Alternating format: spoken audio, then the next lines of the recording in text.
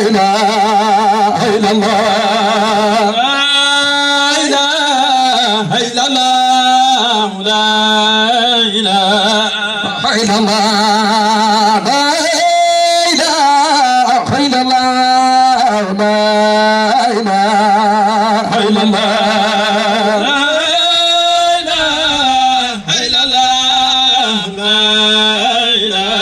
إله إلا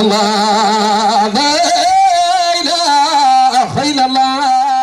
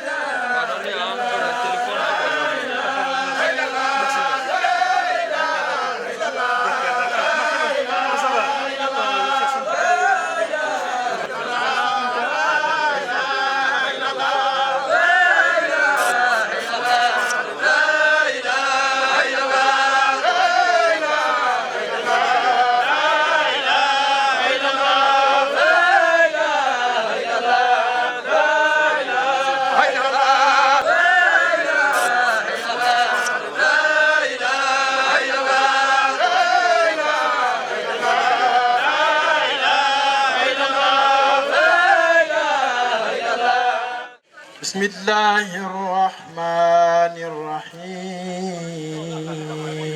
الرحيم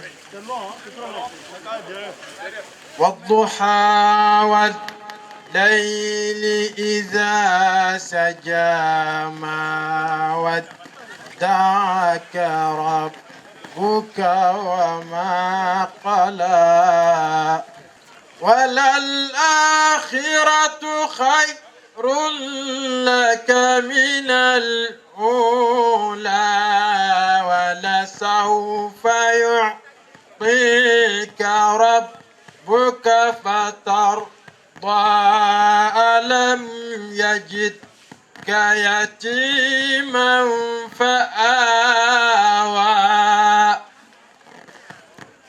ووجدك ضالا فهدى ووجدك عائلا فأغنى فأما اليتيم فلا تقهر وأما السائل فلا تنهر وأما بنعمة نعمة ربك فحدث صدق الله العظيم. Shukran. Alhamdulillah Rabbil Alamin. Après cette lecture islamoudine du Saint-Coran, nous allons passer avec la lecture, n'est-ce pas, je dirais, l'allocution de bienvenue du comité d'organisation par Moukadam Diaby, Inch'Allah. Diaby, bismillah. اللهم صل على سيدنا محمد الفاتح لما أغلق والقاتم لما سبق ناصر الحق بالحق والهادي إلى صراطك المستقيم وعلى آله حق قدره ومقداره العظيم. السلام عليكم. وعليكم السلام ورحمة الله وبركاته. Éminence, Thierno Ibrahim Mahamoud Diallo, honorable Saïbatou Aou, député de la diaspora sénégalaise de la CEDEAO, de l'Afrique de l'Ouest. Chers guides religieux, mesdames, mesdemoiselles et messieurs, à mon titre, rangs et grades, je réitère ma salutation. Assalamu alaikum.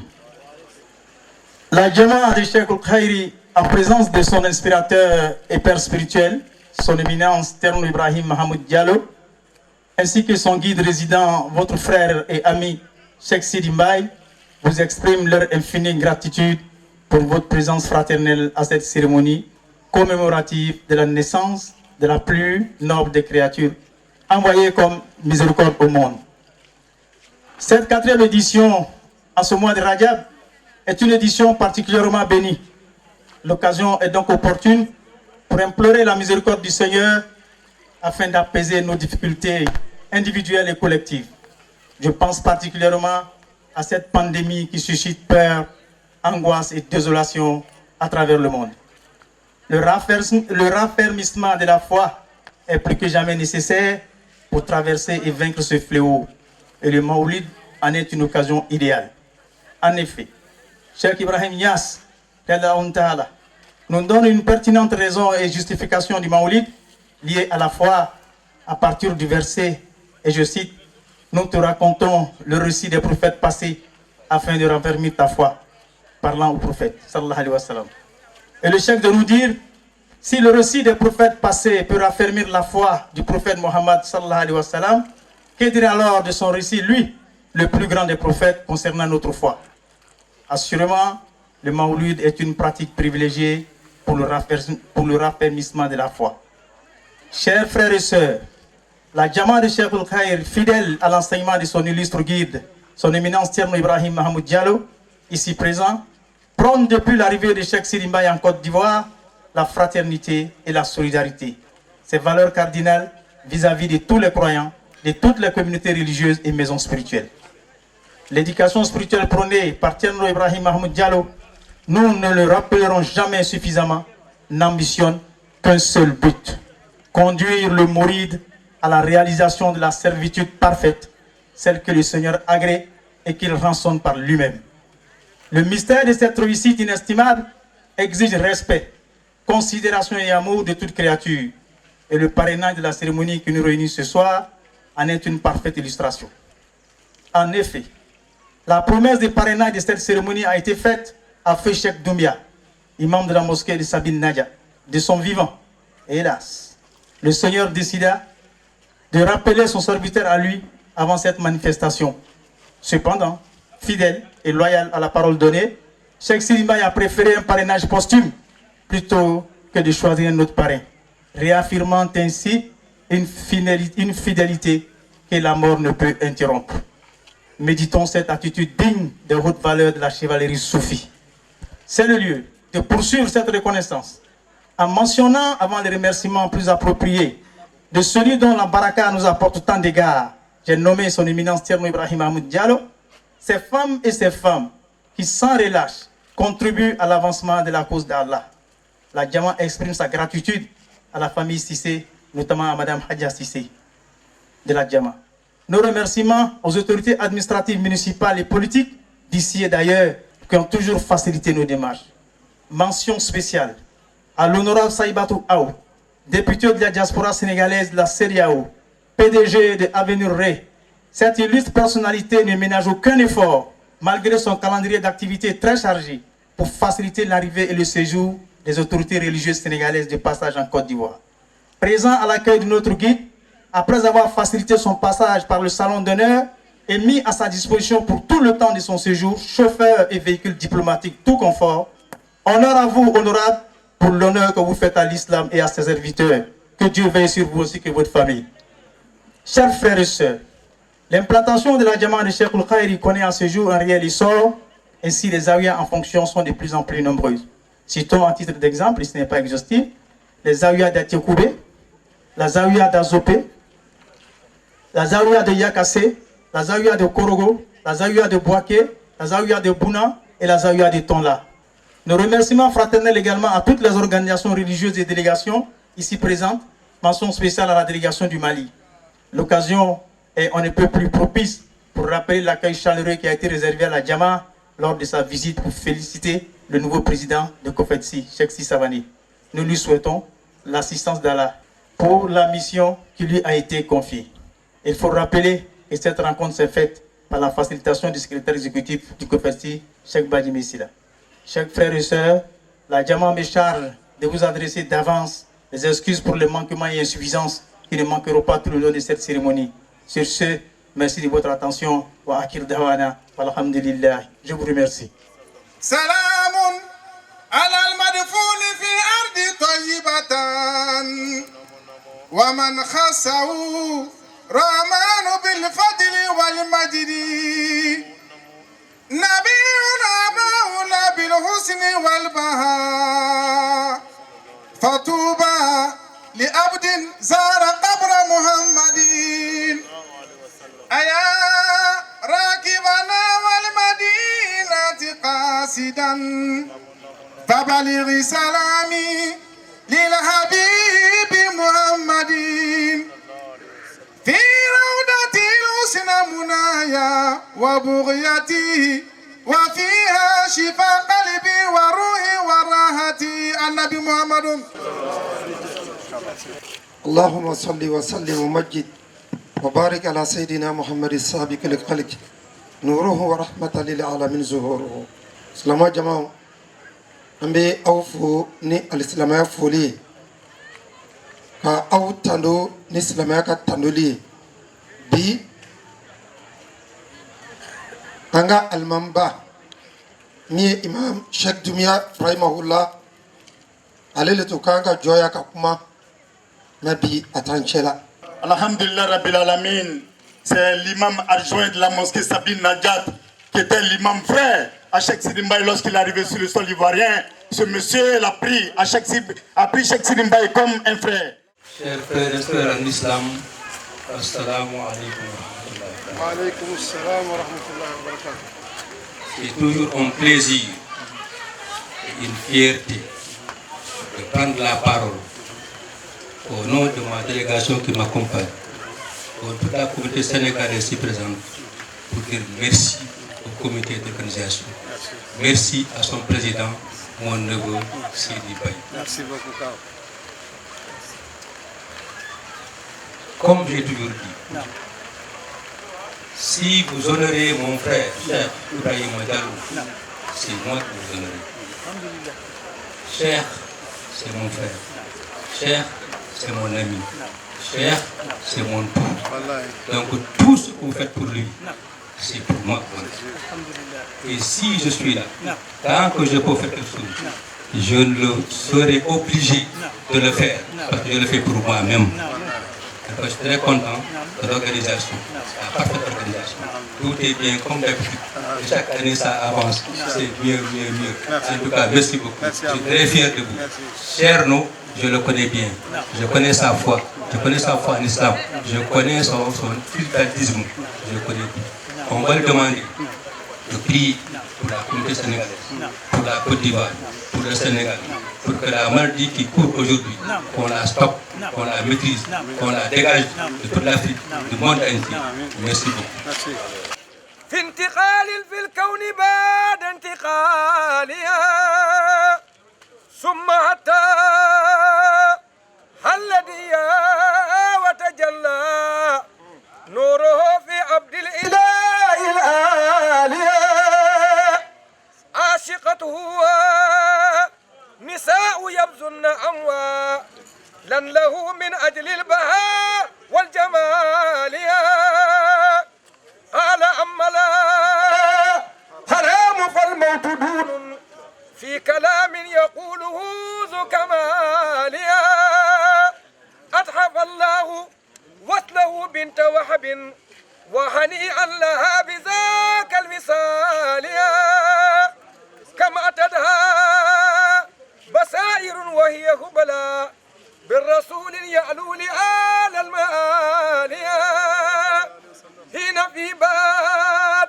نها سوى قدر السعري نتوى أصله مفاد الغالية وبدا درة اليتيمة خصنا ومع اليتم في الرعاء البالية دام حملنا هذه سهورا حكوا. Les frères ont voulu cette année qu'on parle d'un illustre personnage d'une très haute dimension, en l'occurrence l'union des deux océans, le promoteur de la faïda de Cheikh Tijane, confirmé par les grands khulafas de la Tijania de la Mauritanie, parce que c'est de là-bas que nous vient cette tariqa, et qu'on connaît sous le nom de Cheikh l'Islam, titre qui lui a été adressé à l'université de l'Azhar à la suite d'une soutenance, peut-être qu'on aura l'occasion de relater tout à l'heure. Je veux nommer Cheikh l'Islam Maulana Cheikh Ibrahim Niass. Maintenant, avant de rentrer donc, parce que toutes ces années passées, on parlait des dimensions de l'islam. On ne peut pas parler des dimensions de l'islam sans parler de Cheikh Ibrahim. Mais on ne peut pas parler de Cheikh Ibrahim Niass sans parler des dimensions de l'islam. Parce qu'il a dit, il me sied 2 mètres. 1 mètre dans l'apparence et 1 mètre dans le cachet. Mon mètre dans l'apparence, c'est le Coran et la Sunna du prophète sallallahu alayhi wa sallam. Aucun ne le maîtrise mieux que moi. Mon maître, dans le cachet, c'est Cheikh Ahmad Tijani. Je ne me sépare pas de lui, ne serait-ce que d'un clin d'œil. Mais avant quand même de rentrer dans le vif du sujet, il y a lieu de défricher un peu le terrain. Donc, pour la compréhension de tous, n'est-ce pas? Allah Tabaraka wa Ta'ala, quand il a créé ce monde, alhamdoulilah, il a choisi une créature qu'il a nommée son représentant sur terre, qui est donc l'homme, qui est Adam. Quand il a dit Inni ja'al fil ardi khalifatan, j'ai fait mon représentant sur terre. Alors, cette créature qui donc représente Dieu sur terre, c'est tout à fait normal qu'il soit le maître de la nature. Ça, même ceux qui n'ont pas la foi islamique savent que l'homme est maître de la nature.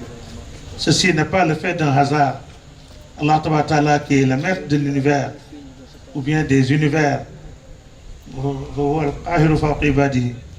qui donc domine sur sa créature, c'est lui qui a donné à l'homme ces facultés qui font qu'il domine la nature. Nous avons enseigné à Adam le nom de toutes les choses. Nous avons créé l'homme de la plus belle forme, jusqu'à ce qu'ils disent dans un hadith qudsi, dans un hadith, Inna Allah khalaqa Adam ala surati, Dieu a créé Adam, n'est-ce pas, à son image, a dit le prophète Mohammed sallallahu alayhi wa sallam.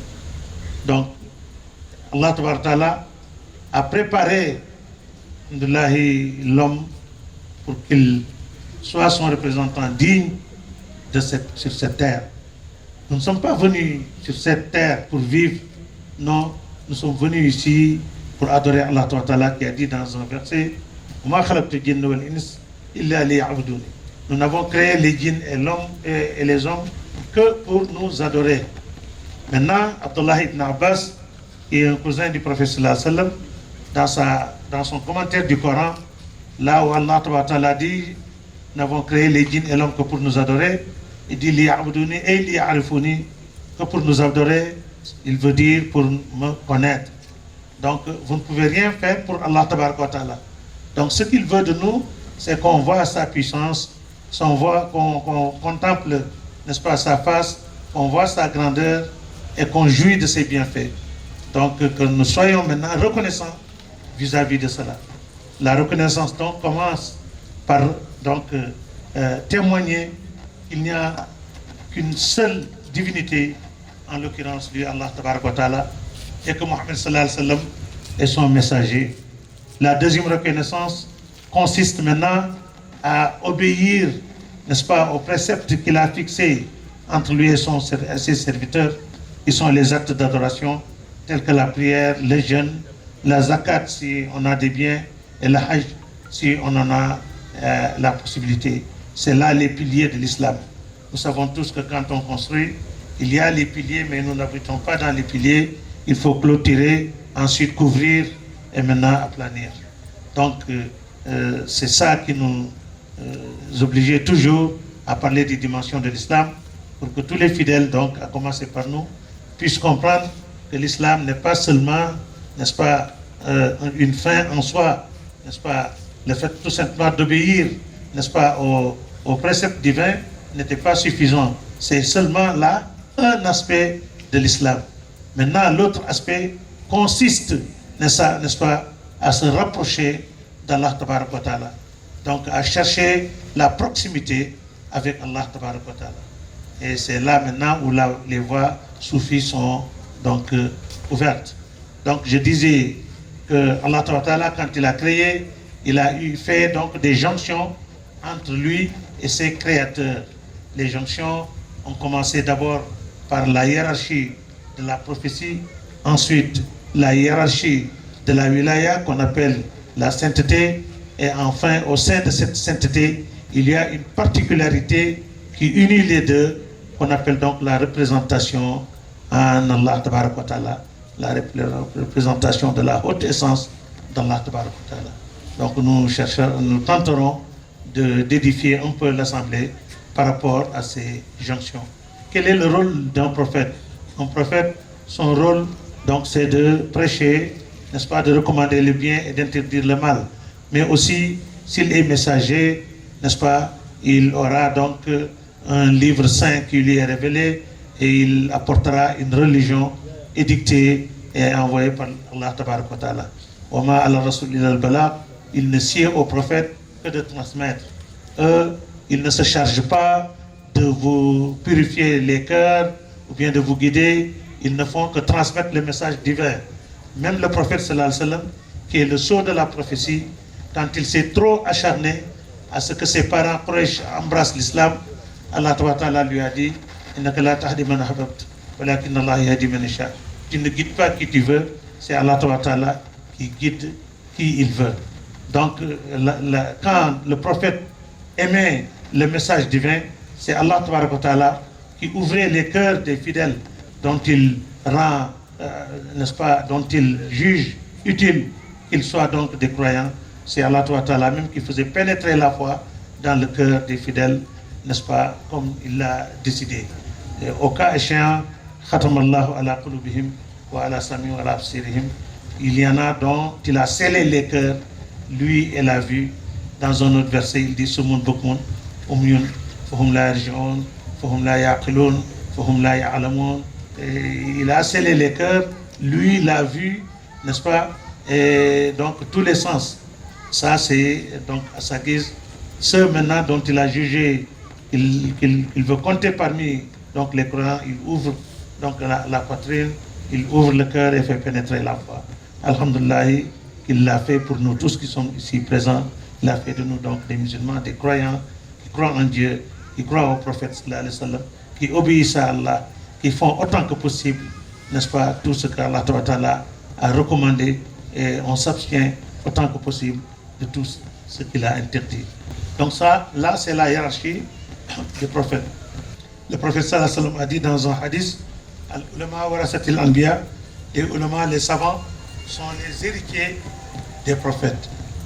Maintenant, le rôle du prophète, c'est de transmettre le message divin. Maintenant, quel est le rôle du saint? Son rôle consiste à purifier les cœurs des fidèles, à les mettre sur la voie qui les rapproche de leur Seigneur.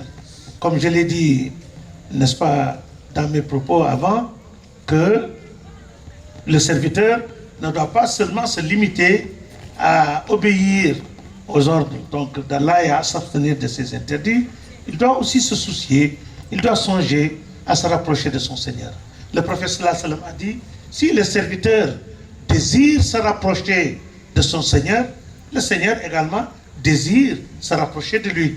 Et le Coran nous dit, fafirru ilallah, accourez vers Allah. Verset vient dire, antum fuqara ilallah, vous êtes nécessiteux en Allah. Ces versets donc nous montrent que nous devons nous soucier donc de nous rapprocher d'Allah, d'aller vers Allah. Quand vous leur dites d'aller vers Allah, ils vous disent que nous sommes en Allah, nous prions, nous jeûnons, nous faisons tout ce qu'il nous a recommandé.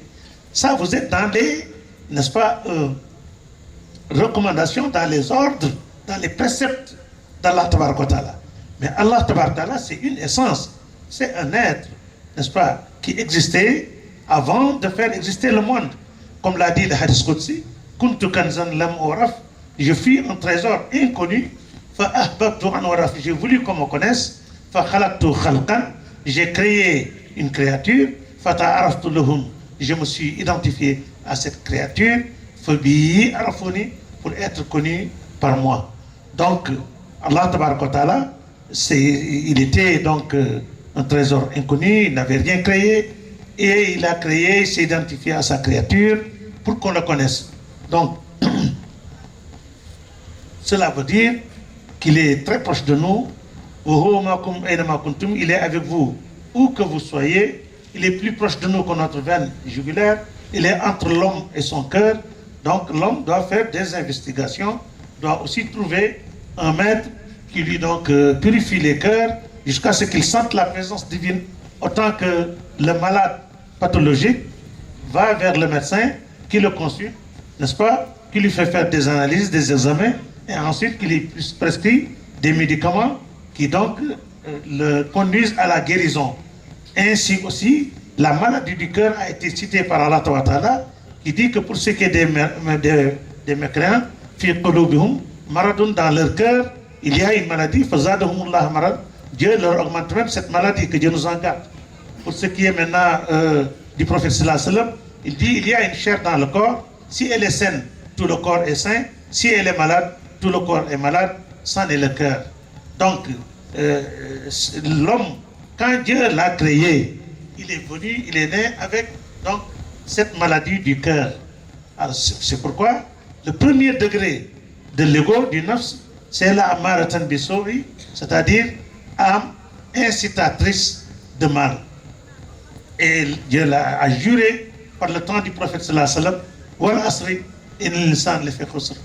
il a juré par le temps du prophète que l'homme est en perdition. Sauf maintenant ceux qui ont cru, qui obéissent donc aux préceptes d'Allah Ta'ala, donc qui se recommandent la vérité, qui se recommandent l'endurance, c'est-à-dire la patience. Donc ce qui fait que cette âme incitatrice de mal a besoin, n'est-ce pas, d'être initiée, a besoin d'être traitée pour qu'elle devienne zakir, c'est-à-dire pure. Avant d'arriver à la purification, il y a, s'il est musulman, croyant et pratiquant, le nafs vient à un niveau qu'on appelle l'awama. L'awama, c'est l'âme qui s'autocritique. C'est-à-dire tout musulman qui, quand il est seul, il regrette les péchés qu'il a commis. Moi, j'ai commis tel péché, vraiment, je ne devais pas le faire, et il a honte, et il se fait des reproches, il se critique. Allah Ta'ala aime cette âme. Parce que si la personne, n'est-ce pas, voit que ce qu'il a accompli n'est pas bon, et qu'il se met à se critiquer, cela veut dire qu'il y a des chances, n'est-ce pas, qu'il se débarrasse de ses mauvaises actions. Le problème est que qu'il fasse de mauvaises actions, commettre des péchés, sans souci, sans même se soucier qu'il est en train de violer les règles d'Allah Ta'ala. Il y en a même que Dieu nous en garde, qui se glorifient des péchés, que Dieu nous en garde. Mais tant que le musulman regrette ce qu'il avait fait, n'est-ce pas, fait des efforts pour ne pas commettre des péchés, cette âme, Dieu l'a tellement aimé qu'il a même juré par cette âme, qu'on appelle Nafsul Lawam. Nafsul Lawam, c'est quand il se fait des critiques.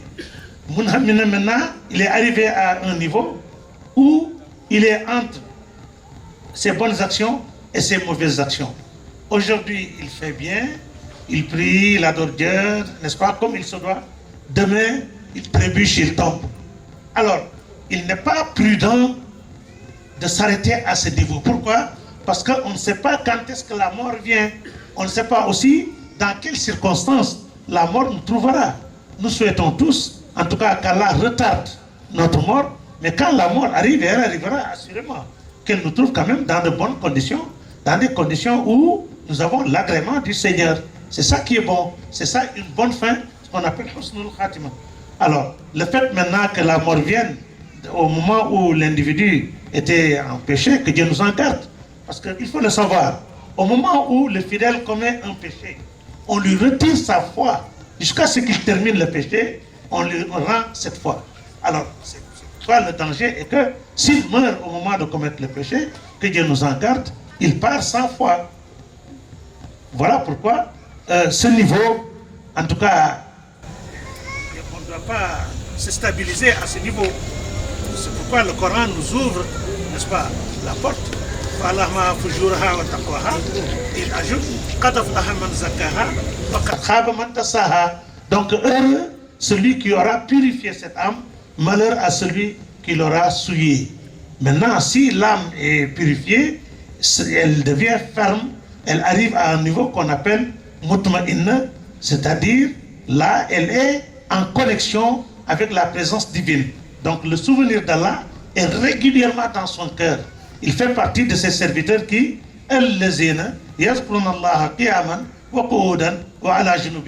se souviennent d'Allah debout, assis et couché. Et là maintenant, Allah Ta'ala l'invite dans son royaume. Irji ila rabbiki radiyatan mardiyatan fadkhuli fi ibadi wadkhuli jannati. Ô âme apaisée, reviens, retourne. Parce que nous venons d'Allah, inna lillahi. Nous tous nous appartenons à Allah, mais nous devons retourner vers Allah. Toute âme goûtera à la mort. Mais nous ne devons pas attendre la mort pour retourner à Allah. Quoi qu'il en soit, on retournera vers lui, de gré ou de force. Mais pendant qu'on est en vie, nous devons faire donc, des efforts, et n'est-ce pas, trouver les voies et moyens qui nous permettent de retourner vers lui pendant qu'on est en vie. Alors là, maintenant, on connaîtra une mort très douce, n'est-ce pas, un retour très doux auprès du grand Seigneur, et on sera le jour du jugement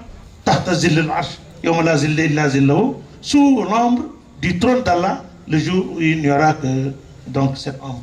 Donc je crois que je n'avais pas cité l'essentiel de la cérémonie, le parrain, à titre posthume, en l'occurrence l'imam Doumbia. Donc on a prié chez lui dans sa mosquée hier, Sabil Naja, et comme d'habitude, comme il le faisait, ces seconds ont fait la même chose. Il avait ouvert grandement la porte à Thierno Seydi, qui dirigeait les prières pendant qu'il était en vie. Et hier également, son second a réitéré ce même geste. Il a donc demandé à diriger la prière, c'est lui qui a dirigé donc la prière de vendredi. Donc ce Doumbia qui est donc un frère, un ami, qui n'a jamais raté cet événement. Il faisait de beaux discours ici. Il s'asseyait aussi à nos côtés. Donc les gens lui ont dit, mais toi, tu vois un étranger qui débarque comme ça, tu lui donnes ta mosquée. Attention, fais attention, il risque de s'approprier ta mosquée. Il dit, mais tu as dit mosquée. C'est pas ma maison, c'est la maison d'Allah. S'il le mérite mieux que moi, c'est entre ses mains. Moi, c'est chez moi, peut-être que je vais garder. Mais la maison d'Allah, ça c'est une dimension, vraiment. Donc le fait aussi qu'on remercie Thierno Seydi, malgré qu'il ne soit plus de ce monde, il a maintenu quand même, n'est-ce pas, le parrainage, en le mettant donc parrain. Nous avons entendu tout à l'heure le beau discours de ses représentants qui sont ici présents. Donc je disais que la première jonction, c'est la hiérarchie des prophètes. Le rôle consiste à transmettre le message divin. La deuxième maintenant hiérarchie, c'est la hiérarchie des saints. Alors, ces êtres humains ne se sont pas faits ce qu'ils sont. On ne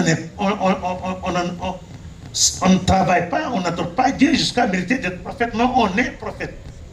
Ça, c'est des humains qu'Allah Ta'ala a choisi depuis Azal et que chacun il lui a destiné une mission bien donnée. Prendre cela, on revient un peu dans les océans où ils se sont abreuvés jusqu'à avoir la dose qui les permet de mener la mission qui leur est dévolue. Donc avant que la créature ne soit, pendant qu'on était à Iradatul Haq, c'est-à-dire la volonté divine qui a dit dans le Coran, Innama amruhu, il est de ces faits, Iza arada shay'an, s'il veut une chose, an yaqula lahu kun, il dit à cette chose soit, fayakunu, et la chose est. Donc, il y a la volonté divine qu'on appelle Iradatul Haq. Ensuite, maintenant, il y a l'univers de l'ordre, là où l'ordre est tombé. Kun, tout ce qui doit exister dans ce bas monde et dans l'au-delà était programmé dans la volonté divine. Tout ce qui doit exister dans ce bas monde et dans l'au-delà, n'est-ce pas, était programmé dans l'ordre Kun. Maintenant, ce que Allah peut supporter, les créatures ne peuvent pas le supporter. Allah Ta'ala, il a dit une seule fois, il a eu une seule volonté qui a couvert le bas monde et l'au-delà. Il a dit donner un seul ordre Kun, et tout ce qui doit exister dans ce bas monde et dans l'au-delà a commencé maintenant à faire ce qu'on appelle la gestation pour apparaître. Mais pour nous maintenant créatures, chaque jour il est à quelque chose. C'est-à-dire que c'est une brique aujourd'hui, demain une autre brique, après-demain une autre brique, jusqu'à ce qu'on trouve un mur et jusqu'à ce que le bâtiment soit complet. C'est ça que nous pouvons faire. La preuve que quand tu es chez toi, tout ce que tu as comme provision alimentaire, tu ne peux pas manger ça d'une seule fois. Tout ce que tu as comme habits, tu ne peux pas les porter d'une seule fois. Si ton bâtiment, ta maison a beaucoup de chambres, tu ne peux pas passer à la fois la nuit dans toutes les chambres, etc., etc. Donc nous, ce qui est possible chez nous, c'est un repas aujourd'hui, un autre repas à telle heure, un autre repas à telle heure. Un habit aujourd'hui, demain un autre habit, après-demain un autre habit. Tu passes la nuit dans cette chambre, l'autre nuit, si tu veux, tu vas dans une autre chambre, mais tu ne peux pas passer la nuit dans deux chambres à la fois. Donc, ce qui fait que les événements maintenant viennent, n'est-ce pas, chaque événement en ce qui le concerne, le temps qui lui est prescrit et le moment exactement auquel il doit apparaître et aussi le lieu où il doit apparaître. C'est pourquoi quand Allah Ta'ala a dit chaque jour Allah il y a quelque chose, Rasulullah sallam a dit ces choses apparaissent mais ne débutent pas. Par exemple cette assemblée, chaque année nous réunissons ici, mais la manière dont on est assis, n'est-ce pas, ce que nous avons pu faire durant toute l'année, ça on ne l'avait pas l'an passé, n'est-ce pas, comme connaissance, comme expérience, comme vie, etc. Alors, donc, ça ne veut pas dire que c'est aujourd'hui que ça a commencé, mais c'est aujourd'hui que c'est apparu. Parce que depuis la volonté divine, Allah Ta'ala a décidé que telle date, tel jour, n'est-ce pas, tel moment, à tel lieu, n'est-ce pas, nous nous rassemblerons ici et nous parlerons de telle chose. Donc c'était déjà programmé par Allah, mais c'est aujourd'hui que la photo est apparue. Mais ce n'est pas aujourd'hui que ça a commencé. Donc ce qui fait que Allah Ta'ala, les faits lui appartiennent. Donc un fait, il est d'abord dans ce qu'on appelle la volonté divine. Ensuite, il vient là où l'ordre est donné. Et ensuite, il se met à se réaliser. C'est comme ça que les choses se succèdent jusqu'à donc la fin des temps. Depuis le temps, n'est-ce pas, de la volonté divine, avant même le temps et l'espace, ce qui devait être l'océan, n'est-ce pas, de la prophétie, était enfermé dans ce qui sera l'océan de la sainteté, de la wilaya. Donc, ce futur océan donc, de la wilaya couvrait le futur océan de la prophétie. Donc, ce qui est en haut, en présence de la haute essence divine, c'était l'océan, ce qui sera l'océan de la sainteté. C'est pourquoi Allah Ta'ala, parmi ses attributs, il y a l'attribut wali, mais il n'y a pas l'attribut nabi. Quand vous visitez les Asma al-Husna, vous trouverez Allah ou le wali. Il est le wali.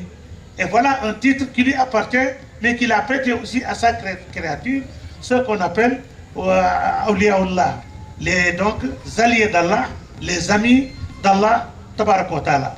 Donc, quand maintenant l'ordre est tombé, ce qui doit être donc disons l'océan de la wilaya, c'est déchiré, c'est ouvert, et ce qui sera l'océan de la prophétie est sorti en premier lieu. Cheikh Ibrahim Niass, à qui donc, on essaiera de parler un peu de sa vie et de ses œuvres, a fait un poème relatant ce que je viens de dire. Il a parlé d'abord de l'unicité d'Allah. Hadratul Qudsi inda mahwin siwaha la siwaha ya man yarum liqaha Hadratul Qudsi ayna wajhi ilahi fa mudamu kasin yaruqu halaha.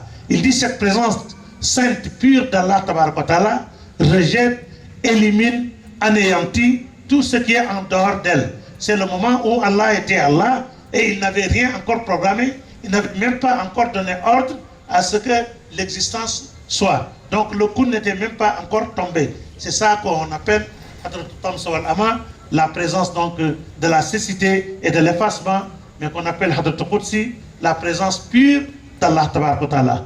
Qul huwa Allahu ahad, Allahu samad, lam yalid wa lam yulad, wa lam yakun lahu kufuwan ahad. Il est unique, il est l'absolu, il n'a pas engendré rien, il n'est issu de rien, rien n'est issu de lui, rien n'est à côté de lui, il est unique. Alors, maintenant, jusqu'à ce qu'ils disent Barazat minha awwalan hadratu mukhtari aynan liha iha fahiya ha ha. Il dit a jailli en premier lieu de cette unicité d'Allah, n'est-ce pas, la lumière du prophète Mohammed sallallahu alayhi wa sallam, épousant les qualités de la lumière divine. Parce que cette lumière du prophète sallallahu alayhi wa sallam est la première existence. Le garçon l'a chanté, que Dieu le rétribue, tout à l'heure. Cheikh Ibrahim l'a dit, Nuruhu, awwalul wujud wujudan, wa aslul usuli wal anjal. Sa lumière, donc, est, n'est-ce pas, la première existence de toutes les existences. Et sa lumière est l'origine, la genèse de toutes les origines. Donc, la première existence, c'est la lumière du prophète sallallahu alayhi wa sallam. Voilà pourquoi il a dit dans un hadith, quand Dieu a voulu créer, il a enlevé de sa lumière, il m'a créé, et de ma lumière, il a créé tout ce qui est en dehors de moi. Dans un autre hadith, il dit Ana min Allah wal mu'minin minni. Moi j'émane d'Allah et les croyants émanent de moi. Cheikh l'Islam, Cheikh Ibrahim Niass dit, c'est par respect à la charia qu'il s'est prononcé ainsi, mais en réalité, tout émane de lui, sallallahu alayhi wa sallam. Donc, cette lumière, cet océan de la prophétie, qui est donc la première existence, qui est sortie en premier lieu, tout en donc jaillissant, n'est-ce pas, de ce qui sera l'océan de la sainteté, n'est-ce pas, en apparaissant, englouti en lui-même l'océan, ce qui sera l'océan de la sainteté. Voilà pourquoi les prophètes sont les premiers hommes de Dieu sur terre. Mais tout prophète que vous voyez est wali en même temps, il est saint en même temps. Mais cette sainteté, il ne l'a pas vécue. C'est-à-dire que ce n'est pas venu à lui, imdadan, mais ijadan. C'est-à-dire c'est une existence inhérente à sa physiologie. N'est-ce pas? Il ne l'a pas senti venir. Il n'a pas fait le wird pour un prophète, ne fait pas le wird pour être prophète, encore moins pour être saint. Mais s'il n'était pas des walis, des saints, il ne pourrait pas transmettre le message d'Allah. Parce que la sainteté n'est rien d'autre que l'amitié avec Allah, le rapprochement avec Allah, la liaison avec Allah tabaraka wa ta'ala. Comment peut-on transmettre un message si on n'est pas en liaison avec donc le détenteur de ce message? Mais seulement, eux, ils ne le sentent pas. Ils le sont tout simplement. Alors, quand maintenant le sceau de la prophétie est apparu, en l'occurrence le prophète Mohammed sallallahu alayhi wa sallam, maintenant c'est en ce moment seulement que maintenant l'océan de la sainteté a commencé aussi à jaillir, à sortir, n'est-ce pas, de l'océan de la prophétie, tout comme l'océan de la prophétie était sorti de l'océan de la sainteté avant que les océans ne soient des existences des créatures. Ainsi, au fur et à mesure que l'océan de la sainteté apparaît, il engloutit lui aussi en son sein l'océan de la prophétie. Il ne se sépare jamais. C'est pourquoi tout wali que vous voyez a en son fort intérieur des qualités de prophète, mais il ne peut pas le proclamer parce que la prophétie, n'est-ce pas, est dépassée dans la mesure où la Nabi Bad Muhammad, il n'y a pas de prophète après Muhammad.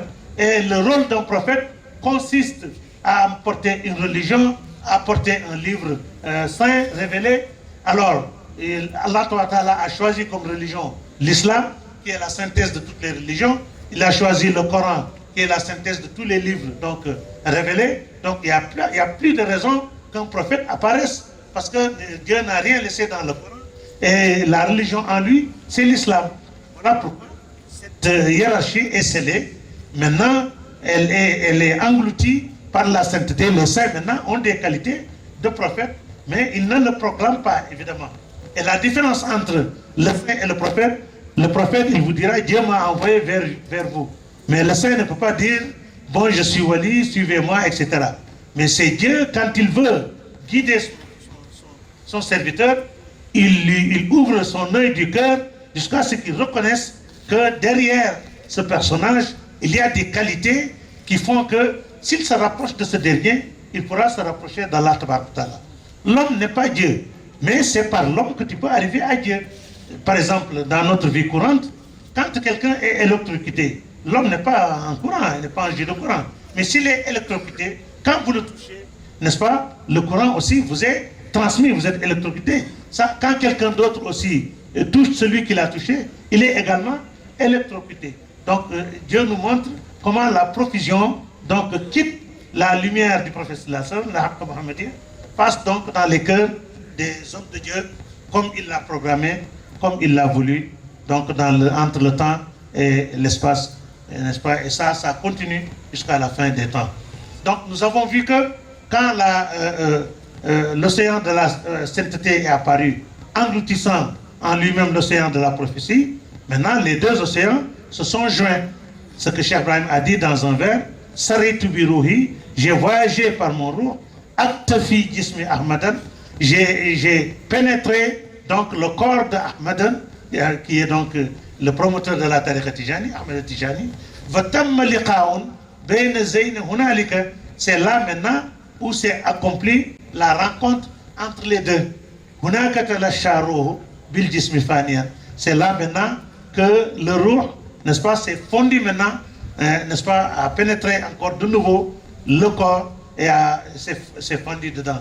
Donc l'océan de la prophétie s'est fondu dans l'océan de la sainteté. Et c'est là maintenant une autre dimension qui est au-delà des attributs d'Allah et au-delà de ses noms. Abdul Karim Jili l'avait dit, Walillahi khalfal ism wal wasfu mazharun, au-delà des attributs d'Allah ainsi que de ses noms, il y a une apparition. Il dit cette apparition donc n'est gérée, n'est-ce pas, n'est régie ni par les qualités du ciel, ni par les qualités de la terre, ni par les normes, n'est-ce pas, de cet espace. Cette dimension relève directement, n'est-ce pas, de l'essence de la divinité. C'est là maintenant où la représentation divine est apparue. C'est cette apparition qui était convoitée par tous les saints de tous les temps, parce que quand cette apparition fera le jour, l'union avec le Seigneur deviendra facile et deviendra donc, ne sera donc en très grand nombre. Donc, si on revient un peu en arrière, on nous demande de parler de Cheikh al-Islam, Cheikh Ibrahim Niass. Donc, ses parents viennent du Jolof. Le Jolof, c'est donc une localité du Sénégal. Il y avait un grand saint qui s'appelait Maba Diakhou, un grand érudit, fait un djihad comme le djihad de Cheikh Omar Foutiyou. Donc tous les dirigeants de la Tijania ont répondu à son djihad. C'est comme ça que les ancêtres de Cheikh Ibrahim, n'est-ce pas, son père et son grand-père, donc ont quitté le Jolof. Son père était de jeune âge à l'époque.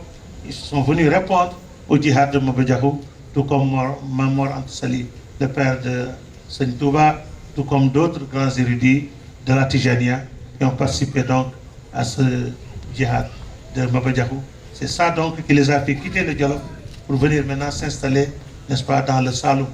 Donc pour ne pas trop prendre du temps, lui, Cheikh Ibrahim, il est né dans une localité qu'on appelle Taïba Niassène.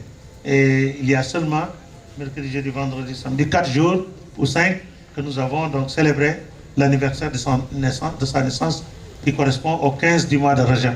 Le mois de Rajab, c'est parmi les 4 mois sacrés. Il y a 4 mois parmi les 12 qu'Allah Ta'ala a rendu sacrés. Les 3 mois se suivent, alors le Rajab, lui, est à part. On l'appelle Rajab Fard, donc le Rajab singulier. Et Rasul Sallallahu Alaihi Wasallam a dit, le Rajab, ce mois-ci, est pour Allah Ta'ala. Le Shaban, c'est-à-dire le mois qui va venir, est pour moi. Maintenant, le Ramadan est pour ma communauté. Donc ces 3 mois se suivent, Rajab, Shaban et Ramadan. Donc c'est le 15 de ce mois qu'il est venu au monde dans une localité qu'on appelle Taïba Niassène, à 40 km de Kaolack. Donc il a fait l'étude coranique ainsi que les sciences religieuses avec son père. Il dit qu'il n'a jamais eu un marabout ailleurs. D'ailleurs, lors d'un colloque devant le roi, je crois que ce doit être Faisal, en tout cas le roi d'Arabie Saoudite, il faisait des interventions.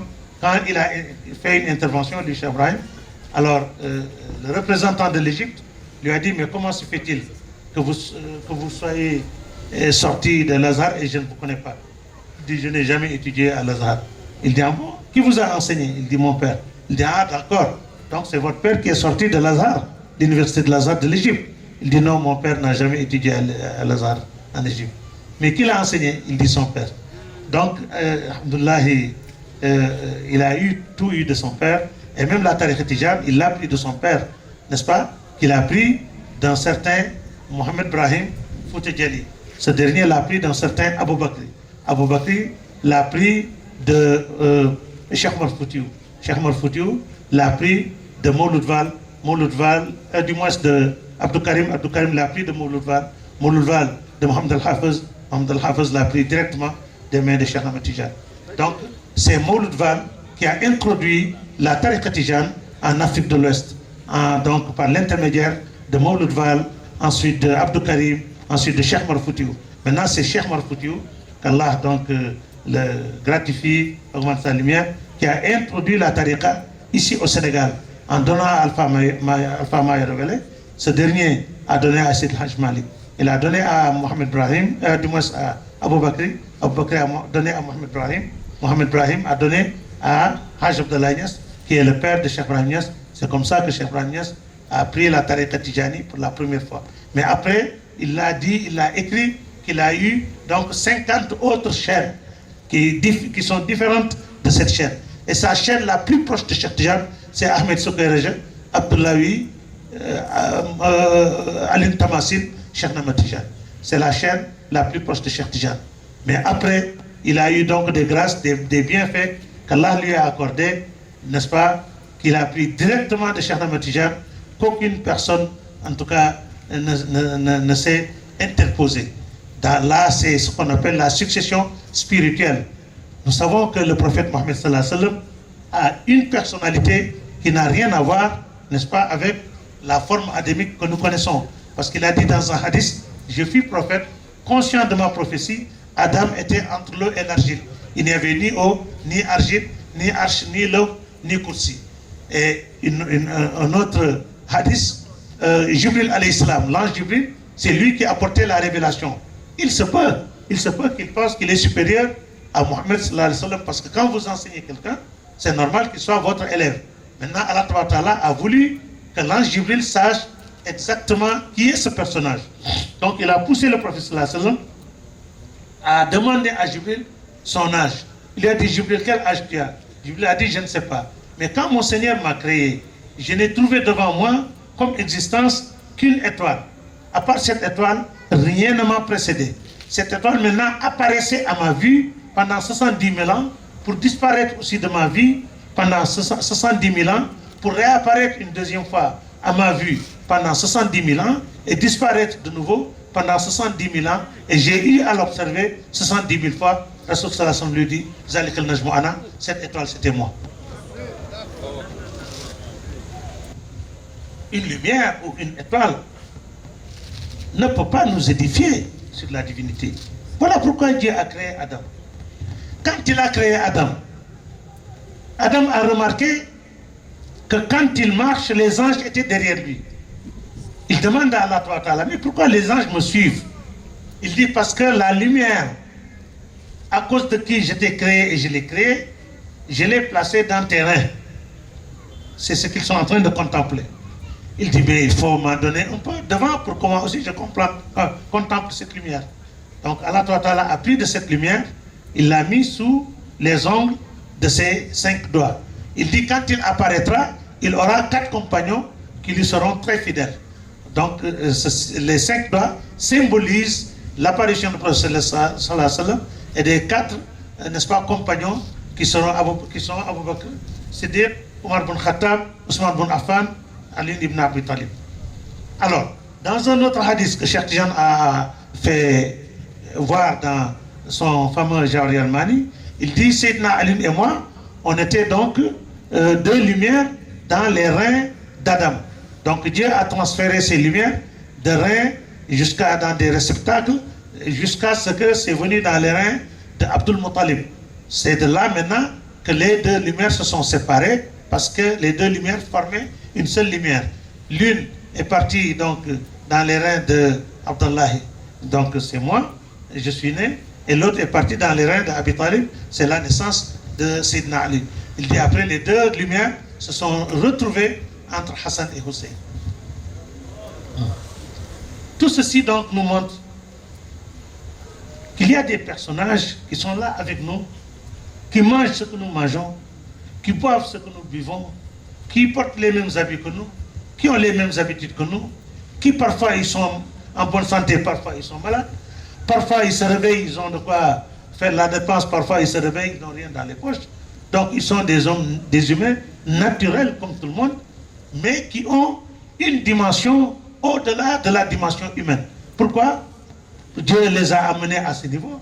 Parce que s'ils étaient restés dans le niveau qu'ils sont réellement, les humains auraient dit, ah non, nous sommes des humains, nous mangeons, nous buvons, nous sommes limités, donc cette religion, il n'y a que vous qui pouvez donc le suivre.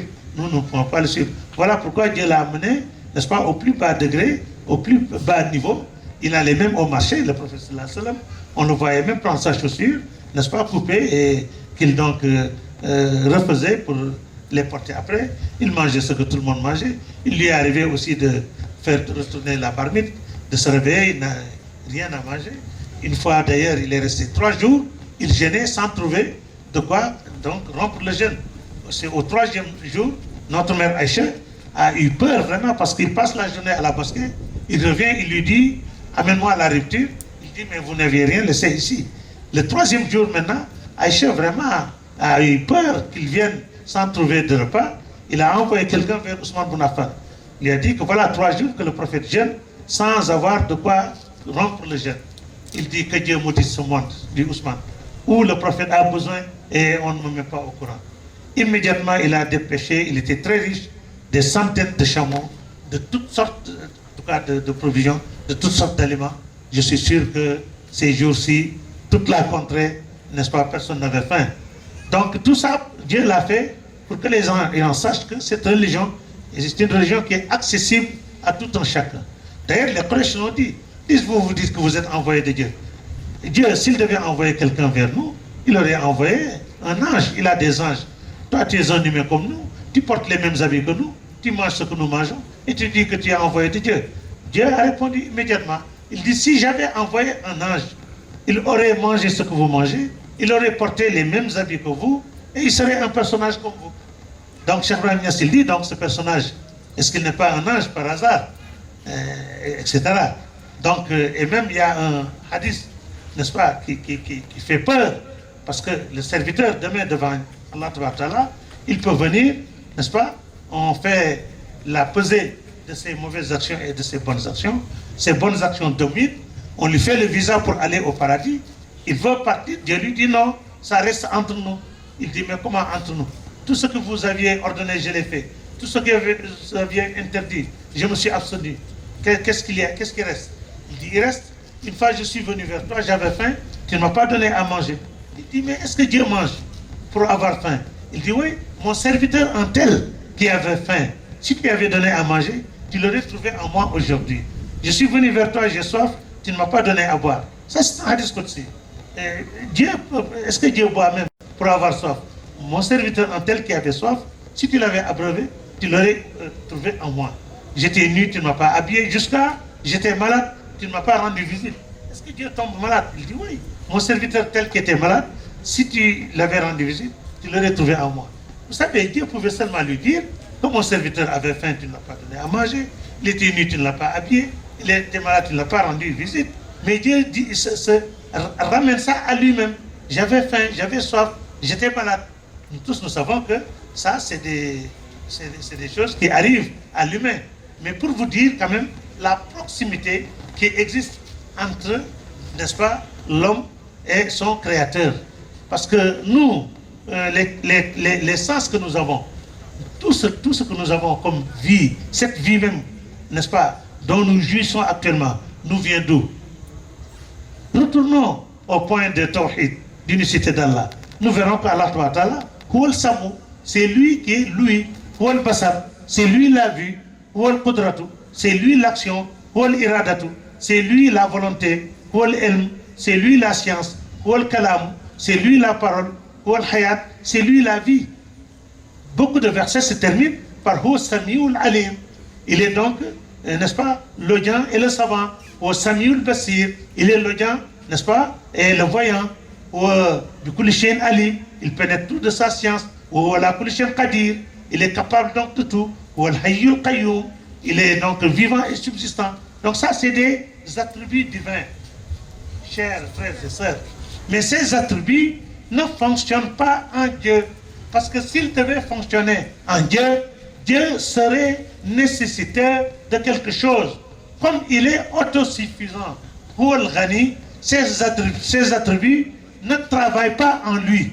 Je vous donne un exemple. Est-ce qu'on peut dire que le feu est chaud? Non, la chaleur est une partie inhérente du feu. La nature du feu, c'est d'être chaud.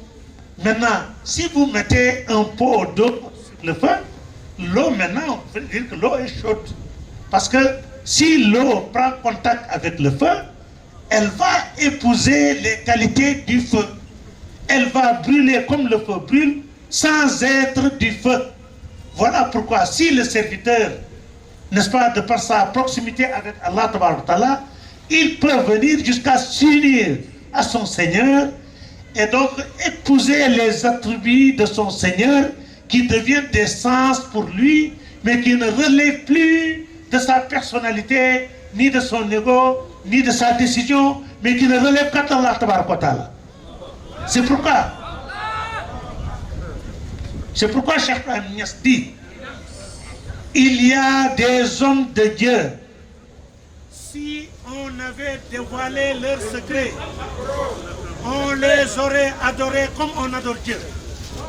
Mais Dieu les a cachés pour que tout musulman que tu rencontres, tu éprouves une bonne opinion de lui, que ce monsieur peut-être fait partie des hommes de Dieu.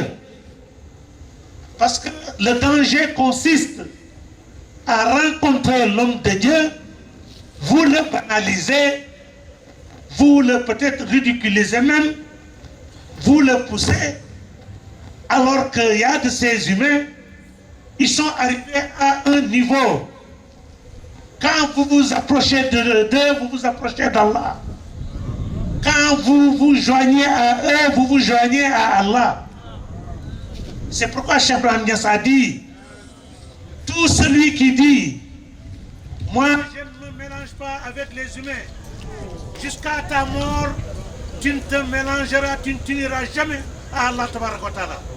Parce que Allah Tabaraka wa Ta'ala n'a de représentation sur terre, n'a d'adresse sur terre que l'être humain. Tout celui qui montre le dos aux hommes de Dieu ne fera jamais face à Allah Tabaraka wa Ta'ala. Je vous donne à titre d'exemple la lumière par laquelle cet univers a été créé. Ce bas monde est l'au-delà, mais c'est un être humain qui est apparu, qui a dit, je suis envoyé de Dieu, qui s'appelle Muhammad, sallallahu alayhi wa sallam, qui est né en 571 après Sidna Isa alayhi salam, Jésus, qui est né à la Mecque, d'un père qui s'appelle Abdallah, d'une mère qui s'appelle Aminatou, n'est-ce pas, d'une race qui est arabe, d'une tribu qui s'appelle Quraysh, d'une famille qu'on appelle Banu Hashim, qui a vécu donc 40 ans à la Mecque et a reçu la révélation. Il a dit, Dieu m'a envoyé vers vous. Ils l'ont persécuté, ils ont persécuté ceux qui ont cru, n'est-ce pas, pendant 13 ans, et Dieu l'a ordonné de s'exiler à Médine. 71 notables médinois sont venus lui offrir l'hospitalité. Il dit, si tes parents mécois ne veulent pas vous obéir, ne veulent pas vous suivre, nous vous invitons chez nous, nous allons vous suivre et nous allons donc embrasser votre religion. C'est ça qui a provoqué l'exil vers donc Médine, tout en sachant que le premier exil c'est en Éthiopie. Ça c'est un honneur pour l'Afrique, parce que Ja'far et les Ousmane Ibn Affan et une partie des musulmans, quand la persécution, n'est-ce pas, des Mécois était trop sévère, le prophète sallallahu alayhi wa sallam leur a ordonné d'aller en Éthiopie, qu'il y avait là-bas, n'est-ce pas, un roi chrétien, mais qui était très loyal. On dit même on l'appelle le Négus ou Najasha. Il a fini même par se convertir à l'islam. D'ailleurs, on dit même que lors de son décès, à partir de Médine, le prophète sallallahu alayhi wa sallam a prié sur lui, ce qu'on appelle Salatul Ghaib, donc prier d'une prière invisible. Il a prié sur donc, le Négus. Mais l'égir, le grand égir, c'est à Médina Munawara. Donc, cet être humain a donc affronté les détracteurs de l'islam, ceux qui ne voulaient pas que l'islam, n'est-ce pas, soit là. Un Français appelé Alphonse de Lamartine, n'est-ce pas, a écrit un article qu'il a intitulé « Quel homme fut plus grand que Mohammed ?» Il dit, avec de faibles moyens, dans un milieu austère, il a su construire un empire éternel, pendant que les rois dont on glorifie, les grands empereurs, ce qu'ils avaient construit est déjà détruit, certains même pendant qu'ils sont en vie. Mais cet arabe, ce personnage, ce qu'il avait construit va grandissant de plus en plus dans le temps et dans l'espace. Alors, il dit, il a su rendre, n'est-ce pas, le serviteur à son Seigneur et le Seigneur à son serviteur. En 1987, j'étais en fonction dans une ville qu'on appelle Tijuja, en Mauritanie. J'écoutais RFI le matin, j'avais mon chapelet. Alors, il y a un franco-algérien qui avait fait un écrit, un livre sur le prophète Mohammed sallallahu alayhi wa sallam, montrant que ce qu'on appelle le gouvernement, donc la nomenclature de l'État, à lui seul, il occupait tous les postes. Il était chef d'État. Chaque vendredi, il fait un discours. Il était donc général de guerre. C'est lui qui organisait les guerres saintes. Soit il les dirigeait ou il désignait quelqu'un, mais la stratégie de guerre, c'est lui qui planifiait la guerre. La preuve, une fois ils l'ont désobéi, c'était à Houd, ils ont échoué et ils ont essuyé un grand échec. Parce qu'il y a des chevaliers qui l'avaient dit de ne pas bouger de leur place. Ils l'ont désobéi et ça a été fatal pour les musulmans. Pour dire que c'est lui qui avait l'organisation, donc qui était le général de guerre. C'est lui qui calculait, qui prélevait le taux de zakat dans les biens de ceux qui avaient des biens qui méritent de se faire sortir la zakat.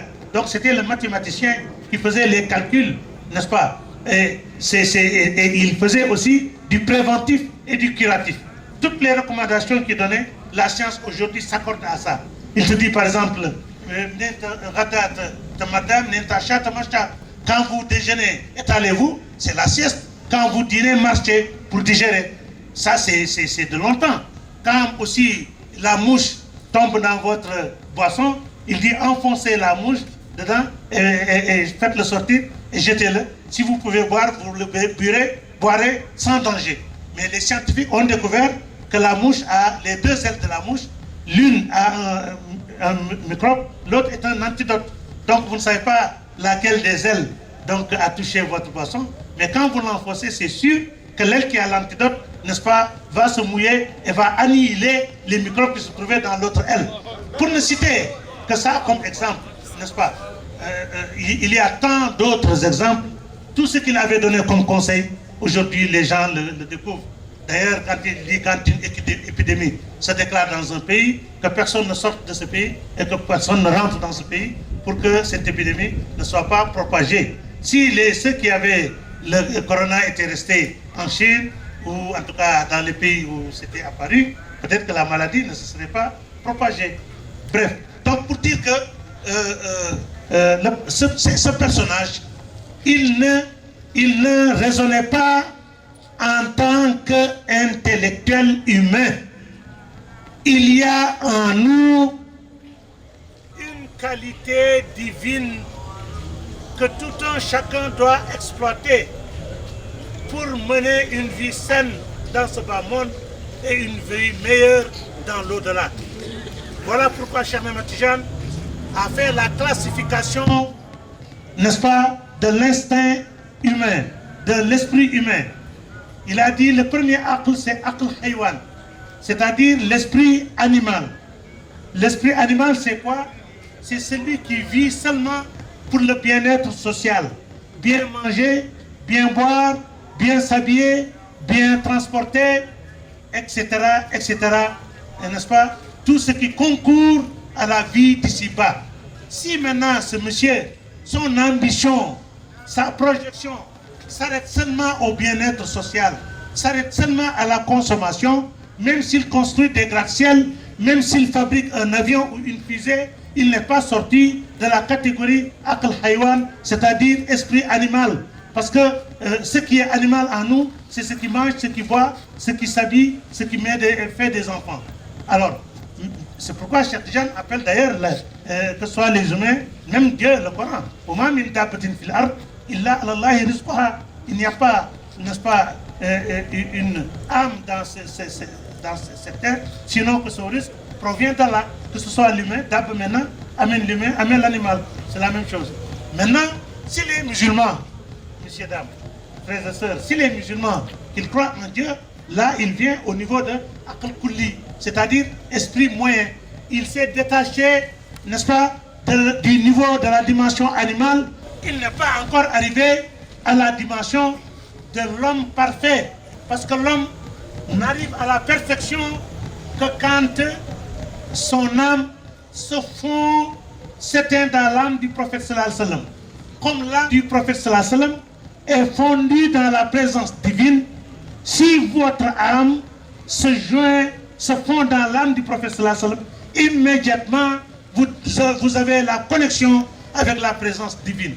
Là, même si on vous demandait qui êtes-vous, vous n'allez plus dire votre nom, vous n'allez plus dire votre race, vous n'allez plus parler n'est-ce pas, de ce qui relève de la créature. Pourquoi? Parce que ce moment, cet instant, vous vivez la présence divine. Et ceci, la science nous l'a confirmé.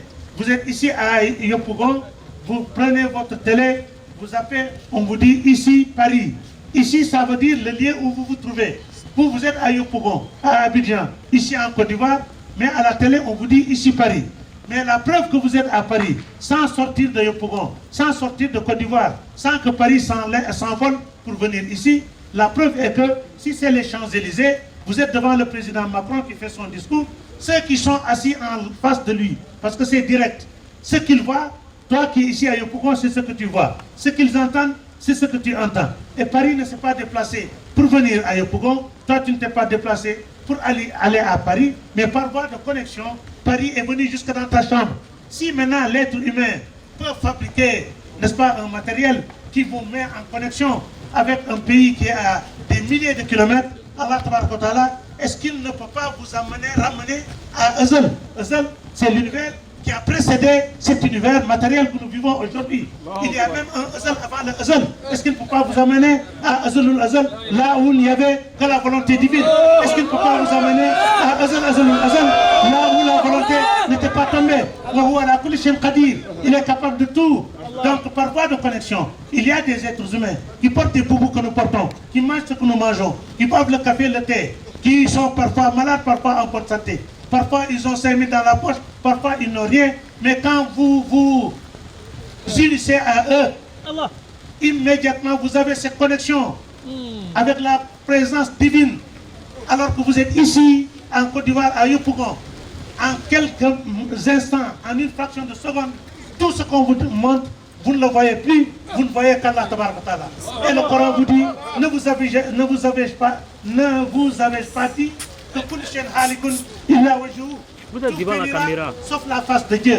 Moi, j'ai l'habitude de dire, on n'a pas le droit de caler, de bloquer la parole divine à un seul temps. Allah min wara'ihim muhitun. Allah nous cerne.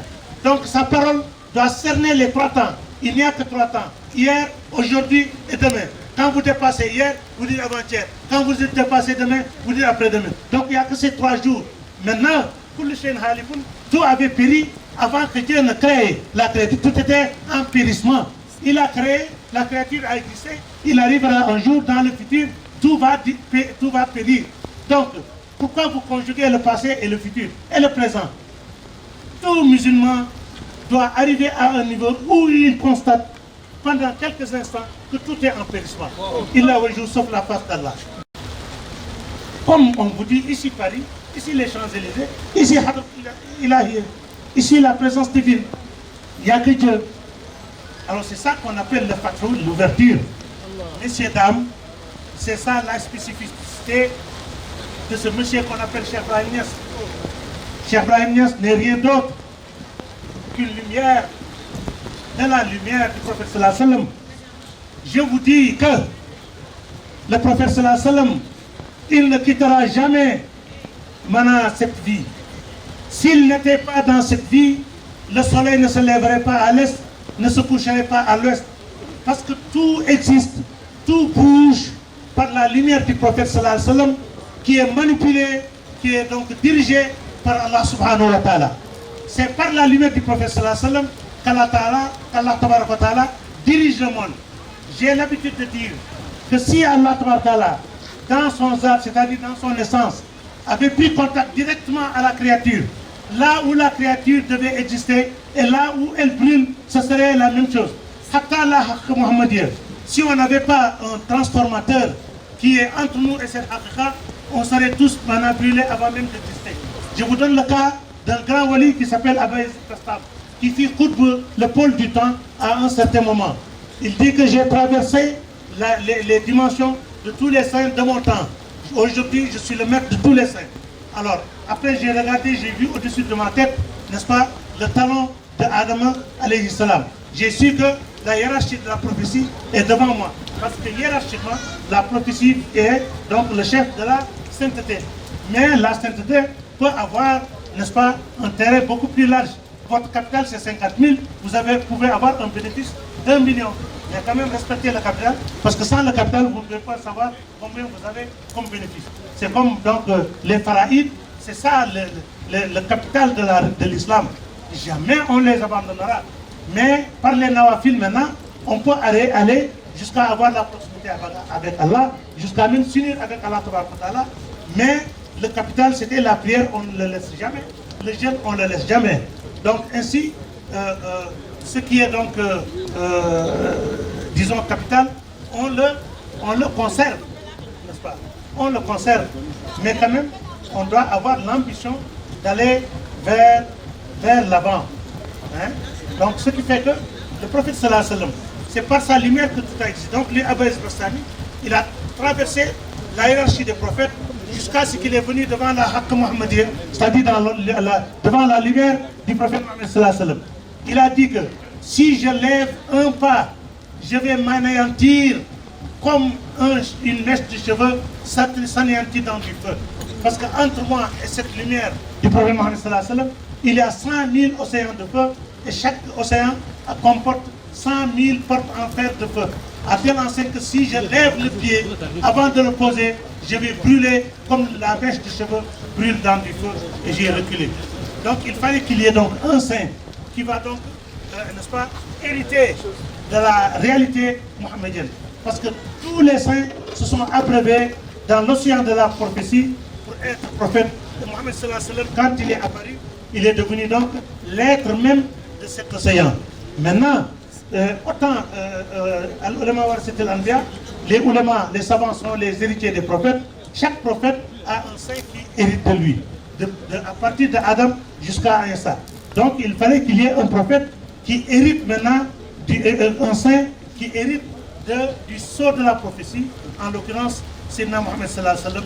Et alhamdoulilah, je ne ferme pas la porte. Celui qui veut peut aussi proclamer, parler de son chef. Mais je sais que Cheikh Ahmed Tijani a été clair. Il a dit qu'autant que le prophète sallallahu alayhi wa sallam est le sceau de la prophétie, moi aussi, je suis le sceau de la sainteté. Il a dit tout ce qui s'égoutte et apparaît venant de la présence divine, c'est le roux du prophète sallallahu alayhi wa sallam qui l'intercepte. Tout ce qui donc s'égoutte et apparaît venant du roux du prophète sallallahu alayhi wa sallam, c'est mon roux qui l'intercepte. Il dit rouhi, sallallahu alayhi wa sallam kahatin, il joint l'index au doigt majeur. Il dit rouhu sallallahu alayhi wa sallam tumidul anbiya. Le roux du prophète sallallahu alayhi wa sallam abreuve les prophètes et les messagers. Mon roux abreuve maintenant les walis, les qutb, donc les aqtab, les awliya et les arifin billah. Donc le Coran a parlé de l'union des deux océans. Un monsieur m'a dit, un beau cadre d'ailleurs du Sénégal, de la magistrature, il avait pris le Zikr Tarbiya. D'ailleurs, c'est Tchernaou, le grand frère de l'honorable député, et Tchernalamine, qui nous ont mis en contact. Il me dit, bon, moi j'ai pris la Zikr Tarbiya, bon, j'ai vu dans Ibn Arabi, dans Ghazali, Bahr al-Nubuwwa, donc l'océan de la prophétie, j'ai vu Bahr al-Wilaya, l'océan de la sainteté, mais je n'ai pas vu Bahr al-Fayda. Ça, vraiment, c'est un blocage pour moi. J'ai dit d'accord, on retourne au Coran. Allah Ta'ala avait donné rendez-vous au prophète Moussa alayhi salam quelque part pour qu'il rencontre un serviteur parmi ses serviteurs pour qu'il lui donne la guidance qu'il lui a donnée. C'était où? Il a dit, moi je m'en parle, l'union des deux océans. Il dit, ces océans c'est quoi? Il dit certainement, l'un c'est la prophétie, l'autre c'est la sainteté. J'ai dit, si l'un est la prophétie, l'autre est la sainteté, leur rencontre sera quoi? Il dit, ah, c'est ça qui doit être la faïda. J'ai dit, il faut chercher à vous servir. Vous êtes, moi et toi et moi, on est trop petits pour juger de ces grandes choses. On doit suivre seulement et nous abreuver à voir ce que les grands ont vu à la Kuliale. Donc, alhamdoulilah, quelqu'un l'avait dit, qui n'a jamais vu Cheikh Ibrahim, mais par prémonition, il a dit, l'étoile qui a jailli donc du Saloum, c'est la région où Cheikh Ibrahim est né.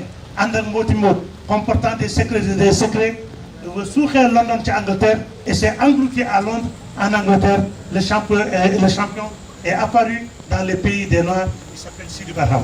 Et en ce moment, Cheikh Ibrahim venait de commencer à travailler. Lui, il a parlé donc de la naissance et même de la mort, parce qu'il a dit que l'étoile s'est engloutie à Londres, en Angleterre. Il ne sait pas ce que c'est Londres, il ne connaît pas Londres, il ne connaît pas, n'est-ce pas, l'Angleterre. Donc, quand on lui a demandé Londres, qu'est-ce que c'est que Londres, il dit que plus tard. Peut-être vous comprendrez ça, moi je ne connais pas. Mais Mohamed Bousseïd, c'était la même chose. Quand il chantait les louanges du prophète sallallahu alayhi wa sallam, il disait des choses qu'il ne maîtrise pas, mais c'est par inspiration. C'est ce qu'on appelle l'ilham. C'est Dieu même qui fait parler. Donc, par la puissance d'Allah, alhamdulillah, donc, quand ce personnage est apparu, alhamdulillah, il a donc émerveillé le monde. Il n'y a pas une association islamique où Cheikh Ibrahim n'était pas membre d'honneur ou membre fondateur. Que ce soit à la Mecque, que ce soit en Égypte, que ce soit à Karachi, que ce soit à Hong Kong, partout où il y avait donc, n'est-ce pas, une association islamique, il était membre fondateur. Il n'y a pas une décision qui se prenait dans le monde sans que l'avis de Cheikh Ibrahim ne soit donc pris en compte. Je vous donne un titre d'exemple. Il a sauvé l'humanité. Comment? Parce que le royaume a constaté que Maqam Ibrahim, n'est-ce pas, est tout près de la Kaaba. Donc quand vous faites les 7 tours de Tawaf, vous êtes tenu de faire 2 rakas à la Maqam. C'est une grande bousculade. Maintenant, les gens logiquement, ils se sont dit, mais est-ce qu'on ne doit pas déplacer la Maqam pour l'amener dans un coin de l'enceinte, pour quand même libérer la place? D'ailleurs, quand vous regardez à l'intérieur, vous verrez l'empreinte, n'est-ce pas, du pied d'Ibrahim qui prenait l'argile, qu'il donnait à son fils Ismaïl, qui réfectionnait la Kaaba. Alors, ils ont dit, mais il faut qu'on demande quand même la conférence internationale islamique, la Rabita islamique, où le dirigeant s'appelait Ben Baz. Cheikh Ibrahim était membre, c'était le seul noir de cette association. Quand maintenant le rapport est arrivé, le président l'a lu, immédiatement Cheikh Ibrahim s'est levé. Et il y a un tubaab qui s'appelait Frédéric, Il l'a interviewé une fois. Il dit, ce monsieur avait la carrure d'un chef d'État. Il a une très forte personnalité. Un jour, il était dans un aéroport où il attendait son vol avec sa délégation. Il y a un tubaab qui est venu demander l'un d'eux, mais c'est le roi de quel pays? Il dit non, c'est pas un roi, c'est un marabout. Tellement sa carrure, n'est-ce pas, sa dimension, son allure, tout était, en tout cas, illustre, tout était majestueux. Donc il s'est levé brusquement de sa forte personnalité. Il a dit que la maqam Ibrahim ne bougera pas. Parce que faire bouger la maqam Ibrahim équivaut à donc effacer un verset coranique.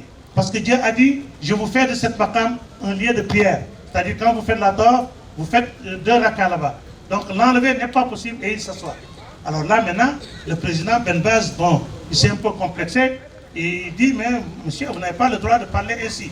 Ici, il n'y a que des savants. Bon, d'ailleurs, on procède au vote. Il a dit qui est contre qu'on enlève la maqam. Seul Cheikh Ibrahim a levé la main. Qui est pour? Il a levé la main, d'autres ont levé la main. Bon, il y en a qui se sont neutralisés. En fait, ils sont avec Cheikh Ibrahim, mais ils ont peur du président et aussi à la solidarité, donc tout ça qui joue. Et ils n'ont pas voulu se prononcer. Donc, ils ont dit que la majorité, comme on le connaît dans une assemblée, si donc la majorité prend une décision, donc ça entraîne toute l'assemblée. Donc on dit que la majorité est d'accord qu'on enlève la maqam, donc on l'enlève. Alors, les techniciens sont venus. Comme c'est une pierre, il fallait mettre des mines pour que ça éclate. Mais la première mine qui a éclaté, tout Makkah a bougé. Ils ont dit, subhanallah, il faut qu'on revoie. Ils ont donc approfondi l'exploration. Ils ont vu qu'en réalité, en dessous, la Kaaba et la Maqama formaient une seule pierre. Ils ont dit attention, si on enlève la Maqam, la Kaaba va bouger. Ils disent, laissez. Ils ont ramené les marques. Alors, un an après, Cheikh Ibrahim est revenu. Chaque année, donc, ils ont un congrès. Alors, le représentant, n'est-ce pas, du Liban, il avait beaucoup d'affection pour Cheikh Ibrahim. Quand il a su que Cheikh Ibrahim est venu, il est venu à sa résidence. Ils ont fait l'accolade. Il lui dit félicitations. Tu as encore gagné le gars, parce que chaque fois, il discutait sur la charia, mais Cheikh Ibrahim avait toujours raison sur lui. Il dit en quoi? Il dit la maqam d'Ibrahim, les techniciens ont dit, il dit non, ça n'a pas besoin de techniciens. Si on enlève la maqam, le terre et la ciel peuvent se rencontrer. Alors il avait déjà écrit un livre là-dessus, Sabili Salam, Fi Taïn Maqam, la voie du salut et que la maqam reste. Il a donné un exemplaire, il dit va lire. En tout cas, depuis lors, la maqam est toujours sur place. Maintenant, un grand érudit de l'Arabie Saoudite a dit si on avait enlevé la maqam, toute l'humanité allait pécher, sauf Cheikh Ibrahim Niass. Heureusement qu'il a sauvé. Parce que si toute l'humanité pêche, Mar d'Italie, c'est la catastrophe. La fin du monde peut arriver avant que la date même prévue. Alors, il a aussi rehaussé la race noire. Donc, ce n'est pas par racisme que je le dis, mais c'est les étudiants, ils disent que les gens en Égypte, surtout à l'université de Lazare, donc ils les minimisaient trop. Alors quand Cheikh Ibrahim est venu là-bas, donc ce que je dis là, il l'a écrit, il l'a dit aussi dans une cassette. Il dit Dieu a fait que je suis allé prier le vendredi à la mosquée de la grande université de Lazare. Quand j'étais donc dans les rangs, tout d'un coup l'imam qui est le recteur de l'université est rentré, il m'a aperçu. Il était déjà monté sur le minbar pour faire le sermon. Ça, c'est du jamais vu. On sait que les 5 prières, que Cheikh Hadi peut dire, bon, Tcherno Seydou ou quelqu'un d'autre, dirige la prière. Mais le vendredi, un imam qui se lave, qui prend ses habits, qui prend la canne, qui monte sur le minbar, qui descend pour désigner quelqu'un d'autre, ça c'est rare. Il est descendu, il dit, il est venu jusqu'à ma hauteur. Il est venu à mon oreille, c'est Cheikh Ibrahim qui parle. Il a dit, Salih Binas, viens diriger la prière. Il dit, Manetek, je me suis tué. Il a dit, si vous n'êtes pas prêt pour le sermon, je vous excuse jusqu'au vendredi prochain. Donc j'ai pris la canne, je suis monté sur le minbar, j'ai fait le sermon et j'ai dirigé la prière. Quand j'ai terminé, l'imam s'est mis maintenant à faire le commentaire de mon khutba. Il dit, ce khutba que vous avez entendu, en quelques minutes, il nous a enseigné tout l'islam. Le khutba n'a rien laissé sur les bienfaits, en tout cas, de l'islam. Et encore, vous avez vu quelque chose d'original. Parce que cette mosquée ne dirige la prière qu'en sortant de cette université. Ce monsieur n'a pas étudié ici. Et aussi, il faut qu'il soit sortant de cette mosquée, mais aussi il faut qu'il soit natif du Caire. Celui-là, il n'a pas appris ici, il n'est pas né ici, il n'est même pas de notre race, mais l'islam, tout celui qui connaît mieux que toi et ton imam, c'est celui-là, Cheikh Ibrahim Niass. Alors quand ils ont terminé, ils se sont mis à visiter l'université. Il y a maintenant, ils ont fait toutes les facultés. Il y a une faculté, la chaire s'appelle « Assieds-toi, on te demande ». Ils peuvent rester un siècle durant, que personne ne s'assoit. Parce que quand tu t'assois, tu es obligé de débloquer tout le monde dans toutes les disciplines de l'islam. Cheikh Ibrahim n'est jamais rentré là-bas. Dès qu'ils sont rentrés, il s'est assis sur le fauteuil. Bon, l'imam, qui est le recteur de l'université, il est venu jusqu'à Kaolack. Il s'était gêné, il est venu à l'oreille de Cheikh Ibrahim. Il dit, ce fauteuil s'appelle « Assieds-toi, on te demande ». Il dit, bienvenue aux questions. Bismillah, bienvenue aux questions. Et il a dit, non, ça, il faut qu'on l'organise. Parce qu'on reste un siècle sans que personne ne s'assoie ici. Alors, ça, c'est ce que je suis en train de vous dire. Il y a des vieux qui sont à Nouakchott, en Mauritanie. Il y en a qui sont décédés, il y en a qui sont encore vivants. Ils l'ont suivi directement dans BBC. Parce que le jour, chaque jour où il doit répondre aux questions, toutes les chaînes de l'Égypte se synchronisent et BBC de Londres synchronise avec eux. Et question-réponse, jusqu'à ce qu'ils disent, il n'y a plus de questions. On dit, bon, donc, tel jour, telle discipline. Et on a convoqué tous les érudits de l'Égypte. Tous les érudits de l'Égypte sont venus. D'ailleurs, pour votre information, c'est à cette période que les Américains étaient partis donc à la Lune. Ça fait partie des questions qu'on lui a posées. Quelqu'un lui a dit, le monde musulman est divisé. Il y en a qui disent que les Américains ont raison, il y en a qui disent que la lutte d'Allah, une personne humaine ne peut pas y arriver. Qu'est-ce que vous en pensez? Il dit, je vais vous donner deux réponses. Ça, c'est dans sa démarche. Je vais vous répondre, d'accord, par l'intelligence. Ensuite, je vais vous répondre par le Coran. Réponse par l'intelligence. Ceux qui nient que les Américains sont allés à la Lune, ils n'ont qu'à fabriquer un fusée. Ils n'ont qu'à voler jusque là où les Américains sont arrêtés. Ils reviennent, ils disent, ils ont menti. Toi, le Toubab, il fait l'aspirine, tu bois, tu dis, ah, je vais mieux. Il te donne la piqûre, on te pique, tu dis, ah, alhamdoulilah, ça va. Il fabrique le véhicule, tu pars, tu fais tes courses, tu dis, alhamdoulilah. Il te donne un avion qui vole dans les airs, tu vas au Hajj, tu reviens, tu dis, alhamdoulilah. Il dit, je suis allé à la Lune, tu dis, non, c'est faux. Mais la Lune, l'avion, tout ça, c'est quoi? C'est fait au service de l'homme. Dieu l'a créé pour nous, le soleil, la lune. C'est des créatures de Dieu, c'est des serviteurs de Dieu. Le ciel, c'est un serviteur de Dieu. La terre, c'est un serviteur de Dieu. Mais les serviteurs ont des niveaux différents. L'homme est différent de tout ce que Dieu a créé. Mais tout ce qu'il a créé, c'est pour l'homme. D'ailleurs, Cheikh Ibrahim le dit. Quand Dieu veut faire ce qu'on appelle la fin du monde, mais il enlève les hommes de Dieu, il enlève les musulmans. Maintenant, c'est la catastrophe. Le tout va chambouler. Parce que tout ce qui est là, c'est au service de l'homme. Si l'homme n'est plus là, ça n'a pas besoin donc d'être. Il a dit, bon, la première question, c'est ça. La première réponse. Maintenant, la réponse par le Coran. Dieu a dit dans le Coran, ô assemblée de djinns et d'hommes, n'est-ce pas, vous ne traverserez les cieux, il l'a dit sultanine que par le sultan. Il dit le sultan, c'est la science, c'est la connaissance. S'il dit par exemple, bon monsieur, vous ne pouvez pas pénétrer cette pièce catégoriquement. Mais s'il dit, vous ne pouvez pas pénétrer, sauf maintenant que vous ayez le code. Ça veut dire qu'il y a une possibilité. S'il trouve le code, il va pénétrer. S'il trouve le code, il va ouvrir le coffre. Donc, si cette sultane dont Dieu a parlé, si on le trouve, allez donc traverser les cieux, ce sera possible. Il dit, ce sultan-là, c'est la science, c'est la connaissance. Il a même envoyé à l'époque une lettre, je crois que c'est Nixon qui était président, pour leur dire de continuer les recherches, n'est-ce pas? Et il l'a félicité pour qu'ils aient posé pied sur la Lune. Parce que la science vient pour confirmer l'islam. Cheikh Ibrahim l'a dit. Il dit tout ce que vous voyez ici comme matériel, c'est Dieu qui l'avait créé depuis Azal. Chaque chose maintenant, il attend le jour J, il le fait descendre la connaissance dans le cœur d'un être humain qui fait des recherches. Pendant que toi tu fais cela dans ta chambre, lui il est au laboratoire, toc toc toc toc toc, tu trouves l'ouverture là-bas, tu trouves ce que tu cherchais. Lui aussi il fait une découverte et c'est au service donc de l'humanité. Chacun, Dieu l'a mis quelque part. Alhamdoulilah, nous que Dieu a fait de nous des musulmans. Mais les recherches qu'ils font, les découvertes, il a dit que tout ça c'est au service de l'islam. Tout ça n'est venu que pour confirmer l'islam. Et ça commence. Actuellement, le temporel et le spirituel commencent à se joindre. L'un ne peut pas aller sans l'autre.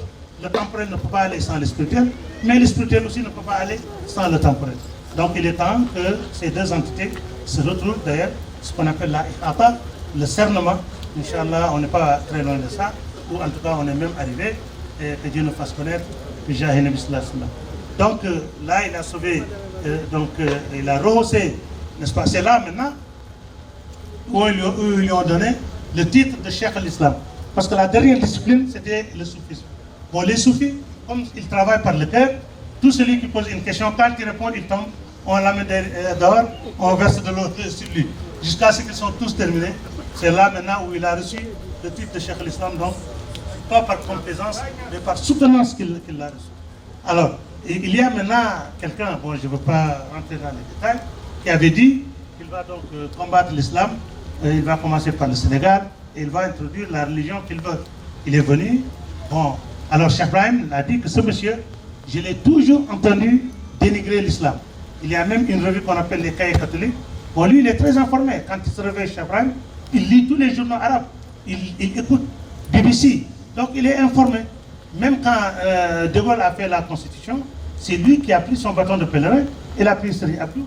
Ils sont allés voir Tien Seydou Nourtal, Allah augmente leur lumière, pour leur dire, on n'a qu'à donc former une association, parce que quand tu parles avec l'État, il faut être organisé, et en tout cas, nous relever contre cette Constitution, parce qu'il y a des articles, tels que la laïcité, qui ne sont pas du tout favorables à l'islam, à notre religion, donc ils risquent de faire un blocage sur notre progéniture. Donc lui, il était très, très, très informé. Il dit que ce monsieur, j'ai lu déjà des insanités qu'il dit pour l'islam. Inch'Allah, je vais répondre. Je vais le répondre cette fois-ci. Il a écrit un livre qui est même traduit en français, qui s'appelle l'Afrique aux Africains. C'est là, maintenant, c'est en 1953, Cheikh Ibrahim, c'est un panafricain. C'est parmi les premiers à avoir parlé de l'indépendance. Il dit c'est terminé. C'est terminé quand quelqu'un quitte son pays, venir coloniser un autre pays, lui annuler sa civilisation, le remplacer par la sienne. Cette ère est dépassée, on va vers les ères des indépendances. Ça c'est en 53. 56, les gens ont commencé. Ghana, Guinée, etc. 58, les premiers pays d'Afrique ont eu leur indépendance. 60, ça s'est généralisé. Donc, ce monsieur qui voulait donc combattre l'islam, quand il a écrit cette lettre, quand il l'a reçue, il a même été désacralisé là où il était parmi les leaders de la religion. Donc là aussi, il a donc rehaussé, n'est-ce pas, le niveau de l'islam, et en tout cas, il a donc éliminé un détracteur de l'islam, un ennemi de l'islam. Il y a un journaliste arabe lui a demandé combien de disciples vous avez? Parce que j'entends des millions au Nigeria. Il dit non, moi je n'ai pas de disciples. Je n'ai pas de disciples. Comment vous n'avez pas de disciples? Les millions que vous avez au Nigeria, ce que vous avez au Tchad, ce que vous avez au Soudan, ce que vous avez en Afrique du Sud. Parce qu'en 2007, j'étais invité à un colloque journée culturelle Chana Météo à Fès. Alors Dieu a fait que il y avait 41 pays invités africains. Mais les intervenants ne se connaissent pas.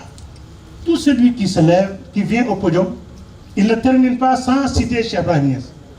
Alors quand on est allé à l'hôtel au déjeuner, tu sais, les intervenants sont eux qui soulèvent les débats. Parce qu'il y a eu des interventions de quelques Sénégalais, n'est-ce pas, qui n'étaient pas très satisfaits de ça. Parce que quand on cite Cheikh Ibrahim, il y a Ahmed Tijan, c'est un Américain, un disciple de Cheikh Ibrahim, de Imam Hassan, il se lève, il fait le takbir. Allahu Akbar. Tous les talibés se lèvent, Allahu Akbar. 3 fois, après il dit Walillah alhamdulillah ce soir. Alors ça a dérangé quelqu'un. On fait des déclarations qui montrent qu'ils ne sont pas contents. Maintenant, quand on est allé à l'hôtel, au moment du déjeuner, bon, j'étais avec des intellectuels. Bon, lundi, bon, vraiment, ce colloque, on ne doit pas citer quelqu'un qui ne soit pas Cheikh Tijan, parce que ça risque d'apporter des frustrations. Il dit, c'est parce qu'on a trop cité Cheikh Ibrahim Niasse. Il dit, bon, mais monsieur, ceux qui ont cité Cheikh Ibrahim Niasse, c'est qui? C'est pas le délégué du Soudan? Il dit, oui. C'est pas le délégué qui est venu de l'Afrique du Sud? Il dit, oui. C'est pas les délégués qui sont venus du Nigeria, de la Mauritanie? Je dis, est-ce que ces gens se connaissent? Il dit, non. Je dis, ils ne se connaissent pas. Ils viennent d'horizons différents. Chacun cite la même personne. Ça, c'est l'effet d'une personne ou c'est l'effet de Dieu? Il dit, ça, c'est l'effet de Dieu. Je dis, voilà. Ça, c'est Dieu qui l'a fait. Cheikh Ibrahim, c'est un fils de Cheikh Tijan. Toi, parce que tu as tracé un terrain de 100 mètres carrés. Ton fils vient, il en fait 1000 mètres carrés, 2000 mètres carrés. Mais c'est toujours au mérite du papa. Parce que si ce n'était pas le papa, le fils ne serait même pas né, à plus forte zone de tracé. Ça, c'est un honneur pour la Tijania. Cheikh Tidiane, quand il est là, il n'est pas sorti de Fès. Mais aujourd'hui, la Tijania, le prophète sallallahu alayhi wa sallam, était entre Mecque et Médine. Aujourd'hui, l'islam couvre le monde entier. La Tijania également, c'était seulement à Fès. Mais aujourd'hui, il n'y a pas là où il y a l'islam sans que la Tijania ne soit là-bas. Va en Asie, va en Europe, va aux États-Unis. N'est-ce pas? Pour ne citer que ce sont leurs ancêtres, leurs grands-parents qui ont mené la tradition. Mais tous ils sont venus renouveler la tradition avec Cheikh. Je sais que ce n'est pas pour le lazim, ce n'est pas pour la wazifa, c'est pas la hadrajuma, qu'Allah nous fasse connaître. Akhirdan, alhamdulillah, rabbil alamin. Allahumma salli ala sayyidina. Nadia et de la Jama de Cheikh Oul Khairi, Maman Aïdara va remettre le prix à notre mère Aïcha venue du Togo. Maman Aïdara, elle est là. Donne le prix à notre mère Aïcha. Voilà, petit-fils du prophète. Merci.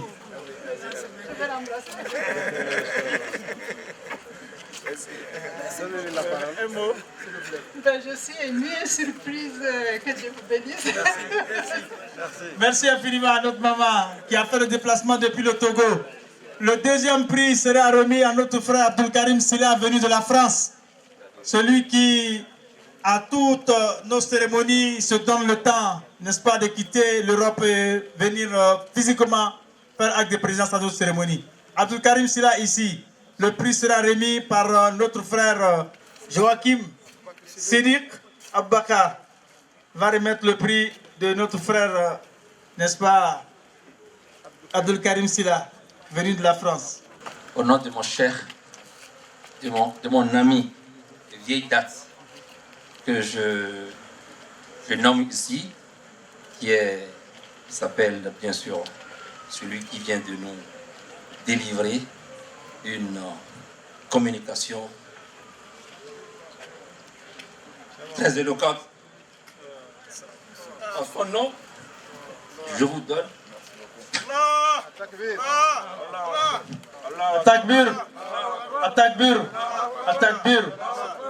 Ok, vraiment, merci beaucoup, honorable. Et grâce à Allah, que toute l'Assemblée soit remerciée et reçoive à sa juste valeur toutes les bénédictions qui ont été faites. Et face à Allah, que ce prix nous encourage encore dans ce qu'on a envie de faire. Inch'Allah. Merci beaucoup, cher. Merci à toute l'Assemblée. Salam alaikum. De la Jama, fille de l'honorable Aou, Saïbatou Aou, Aïssata Aou, s'il vous plaît, au pupitre. Ce prix sera remis par l'épouse de notre guide, Cheikh Sirimbaï Mamadia. Allah, la ilaha illallah, Allah, la ilaha illallah, Allah, la ilaha illallah, Allah, la ilaha illallah, Allah, la ilaha illallah, Je te remercie ce prix au nom de notre guide Ken Ibrahim Mahmoud Diallo et au nom de toute la Jama. Salam alaikum, alhamdulillah, alhamdulillah. Merci, merci infiniment.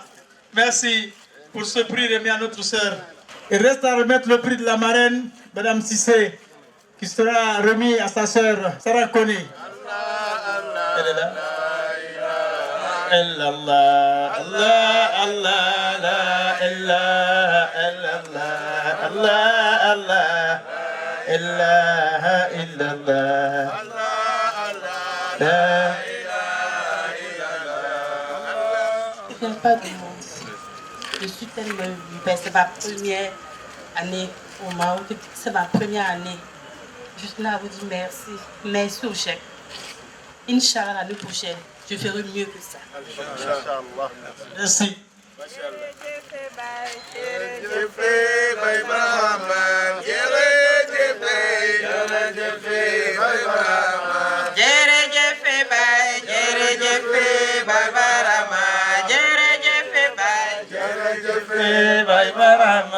Merci infiniment. Le dernier prix sera remis au parrain, j'allais dire au remplaçant du parrain, notre calife Samassi, ici présent, recevra ce prix des mains de l'honorable Saïbatou Aou, ici présent. Pour vraiment finir la cérémonie, et juste après, nous allons lire la doigt du Khatm Coran. ونشكر كل التلاميذ وكل الموردين ونشكر الله أني رحمه الله على شيخنا الشيخ الدمية. والسلام عليكم. لا إله إلا الله الله الله إله إلا الله يا الله لا إله إلا الله الله الله Au nom du comité, de la communauté, de manifester notre engagement envers l'organisation. بسم الله الرحمن الرحيم. قل هو الله أحد الله الصمد لم يلد ولم يولد ولم يكن له كفوا أحد. الله أكبر لا إله إلا الله الله أكبر ولله الحمد. بسم الله الرحمن الرحيم. قل أعوذ برب الفلق من شر ما قلق ومن شر غاسق إذا وقب ومن شر نفاذات في العقد ومن شر حاسد إذا حسد. الله أكبر لا إله إلا الله الله أكبر ولله الحمد. بسم الله الرحمن الرحيم. قل أعوذ برب الناس ملك الناس إله الناس من شر وسواس الخناس الذي يوسوس في صدور الناس من الجنة والناس. الله أكبر لا إله إلا الله الله أكبر ولله الحمد. بسم الله الرحمن الرحيم. الحمد لله رب العالمين الرحمن الرحيم ملك يوم الدين إياك نعبد وإياك نستعين اهدنا الصراط المستقيم صراط الذين أنعمت عليهم غير المغضوب عليهم ولا الضالين. الله أكبر لا إله إلا الله الله أكبر ولله الحمد. بسم الله الرحمن الرحيم. ألف لام ميم ذلك الكتاب لا ريب فيه هدى للمتقين الذين يؤمنون بالغيب ويقيمون الصلاة ومما رزقناهم ينفقون والذين يؤمنون بما أنزل إليك وما أنزل من قبلك وبالآخرة هم اليوقنون أولئك على هدى من ربهم وأولئك هم المفلحون. بسم الله الرحمن الرحيم. صدق الله العظيم وبلغ مولانا رسوله المصطفى الصادق الأمين وهو أصدق القائلين والمصدقين ونحن على ذلك من الشاهدين وبه مؤمنون ومصدقون ولا حول ولا قوة إلا بالله العلي العظيم. ورضي الله عن ساداتنا أبي بكر وعمر وعثمان وعلي وطلعة وزبير وسعد وسعيد وعبد الرحمن بن عوف وأبي عبيدة بن الجراح وحمزة وعباس وجعفر وعقيل والحسن والحسين وفاطمة وخديجة وعائشة وسائر الأمهات المؤمنين.